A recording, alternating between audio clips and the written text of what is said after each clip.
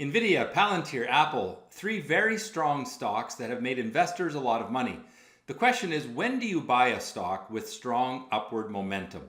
I'm going to teach you how to do that in this week's video. Plus, I'll do my normal analysis of the markets. We'll figure out if there is a stock market crash coming.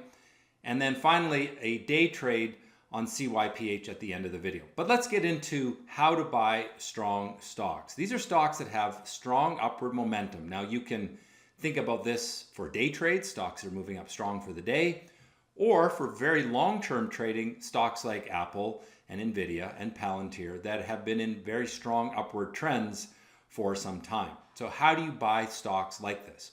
What's really important is that you have some simple rules for when to buy these strong momentum stocks. We don't want to chase emotion. Instead, we want to buy doubt. Now this works only with stocks that are in upward trends. What we want to do is look at the longer term time frame, and I'm going to show you how to do this in just a moment. Look at the longer term time frame and let that tell you what to do, and the shorter term time frame tell you when to do it. Ultimately, we're going to buy breaks of pullbacks in these longer term upward trends. So let's jump into Stockscores.com, my website, and you can see here NVIDIA has had a number of periods where it's been in strong upward trends. The most recent one has been the last 8 months or so, but there was another one here, there was one over here, followed by a sideways trend, and then here a sideways trend. We don't want to be in these times. We want to be in the stock when they're trending upward. That's how we get the most bang for our dollar. So this is the 3-year weekly chart. And if we use just this period right here, what we're going to do now is using the short-term controls on the Stockscores chart. So you see here up at the top, we have all of these time frames, daily, weekly, monthly. So I'm right now on a 3-year weekly. I'm going to change that to a 1-year daily. And now I can see the shorter term time frame and look for breaks of pullbacks in the upward trend. So for example, this is when the upward trend started. We had a move up, a pullback, break of pullback. We have a move up, a small 2-day pullback, break of pullback. We have a move up, a pullback, break of pullback. Then we go into this sideways range. That's when the upward trend line is broken. This is the no-go zone. We don't want to trade it then. Then we've had this more recent upward move, but we've had a pullback that's gone too far. So this is another thing that's important to understand. We don't want the pullbacks to take back more than 50% of their recent gain. So let's now go take a look at the chart of Apple, AAPL, and we can see if we go to the 3-year weekly chart that Apple has been in a nice strong upward trend since June. And along the way, we can see these little pauses here on the weekly chart. And those little pauses are what are going to create the pullbacks on the daily chart. So now I'm going to go 1 year daily, and let's look for the pullbacks. So the stock goes up, it pulls back, and it breaks the pullback. But notice that the pullback is not more than 50% of the gain into the pullback. Here we have a pullback break, but that was a little too far relative to the gains. So even though this one worked quite well, that's not something I would consider to be a good trade. Now we have a move up, a pullback, break of pullback, and proportion-wise, your move up started here and topped out here, and the pullback was a little less than 50%. So this break of pullback right there is a valid one, and we had another nice move out of that from roughly 253 to 270. All right, let's take a look at one more PLTR, PLTR. And if we look at the 3-year weekly, we can see it's been in a very strong upward trend. Now let's go to the shorter term time frame and look for breaks of pullbacks from the highs. So here we have a big pullback too far. All right, so even though it broke the pullback there, we don't want to take that one. And it's a good thing because it ended up rolling over. Here we have a strong move up, a short pullback, and a break of pullback. That's good. Here we have a move up, a pullback, break of pullback. Move up, pullback, break of pullback. These are all good. Big move up, pullback, break of pullback. Proportion-wise, from here to there, it's about 50%, so that's okay. Now, more recently, this pullback, based on this upward move, is a little too far. So right now, we wouldn't want to consider buying PLTR on a break of this pullback because the pullback has gone too far. So keep it simple. Think about a few things. Stocks that are in a strong, longer term upward trend, then go to the shorter term upward trend. look for pullbacks that are not more than 50% of the move up. And when they break those pullbacks, consider buying them to trade that longer term upward momentum. Now, while we're at Stockscores.com, just a reminder, I write a free newsletter every week. If you go to the Stockscores homepage and you scroll down, see right here, start your free Stockscores membership. Now in that, I pick stocks. And let's just go to the archive here, free weekly newsletter, and we'll look at last week's edition. And you'll notice in last week's edition, I featured Baytex. And this is a good example of trading the pullback. So here was BTE, had a move up, a pullback, and a break of pullback. And that was, I featured it last week at 360. Well, let's go look at it now. So I'm just going to type in the symbol here. This is a Canadian stock, so T for Toronto.BTE for Baytex. And there you can see that, that break of pullback right here, and it went all the way up to 440 in the next 4 or 5 days. So if you want a little help from me to get these sort of stock picks, make sure you're subscribed to that free weekly newsletter. I teach tips about trading as well.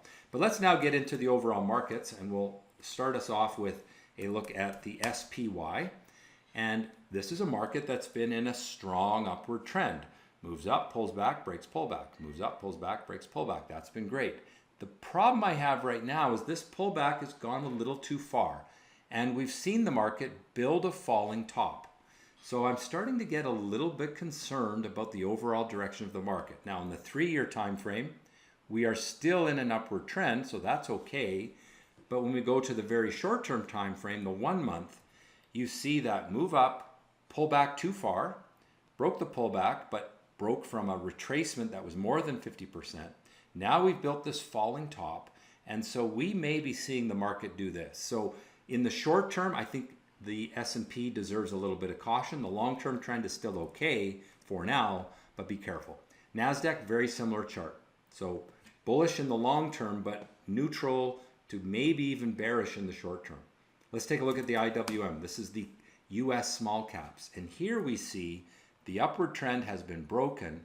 We've built a falling top, and that is a sign that this small cap market could go lower. If we go to the 1 month time frame, you see that we are still in this downward trend for the last month or so, and that's made shorter term trading of these small cap stocks a little bit more difficult lately because we're fighting against that growing pessimism. Let's take a look at the Canadian market. T.XIU is the symbol.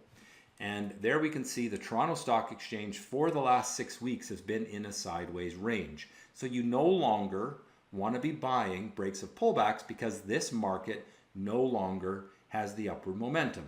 It had it here, move up, pull back, break of pullback, move up, pull back, break of pullback. But now that is over. We're in the sideways range now. It's still not bad longer term. If we go to that 3-year chart, we're still showing upward momentum, but it certainly has slowed over the last 5 or 6 weeks. Let's take a look at gold, GLD. It had a big parabolic move to the upside. It broke that parabolic trend there. You'll recall that I lowered my rating on gold when that happened.